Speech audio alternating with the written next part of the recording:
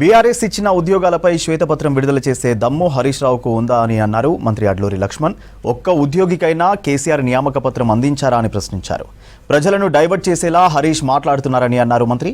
రాష్ట్ర ఆర్థిక వ్యవస్థను భ్రష్టు పట్టించారని బీఆర్ఎస్ నేతలపై మండిపడ్డారు. నిరుద్యోగుల గురించి మాట్లాడే హక్కు కేసీఆర్, కేటీఆర్, హరీష్ రావులకు లేదని అన్నారు మంత్రి అడ్లూరి. మంత్రిగా బాధ్యతలు చేపట్టిన తర్వాత మొదటిసారి కోరుట్ల నియోజకవర్గానికి విచ్చేసిన మంత్రికి నియోజకవర్గ కాంగ్రెస్ పార్టీ ఇన్ఛార్జ్ జువాడి నరసింగరావు ఆధ్వర్యంలో పెద్ద ఎత్తున స్వాగతం పలికారు.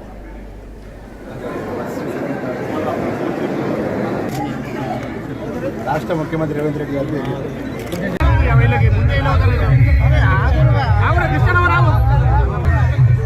2014 నుంచి 18 నుంచి 23 వరకు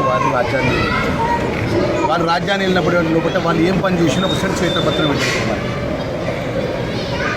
వారు ఏదైతే పరిపాలన టీఆర్ఎస్ పార్టీ మాజీ ముఖ్యమంత్రి కేసీఆర్ గారు, మాజీ మంత్రి హరీష్ రావు గారు, మాజీ మంత్రి కేటీఆర్ గారు, వారి మంత్రివర్గం గారి వారి యొక్క ప్రభుత్వంలో ఉన్న వారు ఎవరైతే పనిచేసిన వారంతా మేము 10 సంవత్సరాల లోపల తెలంగాణ ప్రజలకు పేదవాళ్లకు ఇల్లు ఇచ్చినాం, పేదవాళ్లకు భూమి లేని వరకు 3 ఎకరాల భూమి ఇచ్చినాం.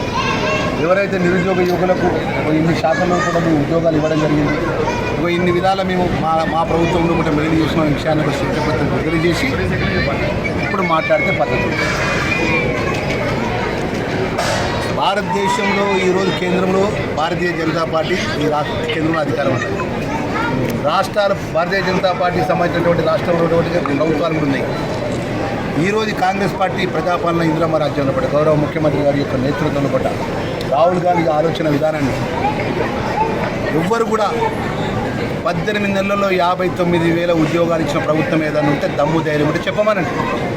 హరీష్ రావు గారు కానీ బీజేపీ గారు నేను చెప్తున్నా, మంత్రిగా చెప్తున్నా.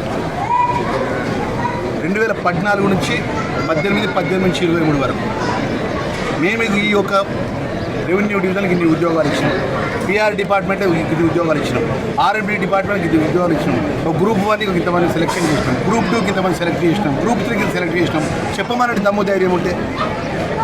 హరీష్ రావు గారు కానీ మాజీ ముఖ్యమంత్రి కేసీఆర్ గారు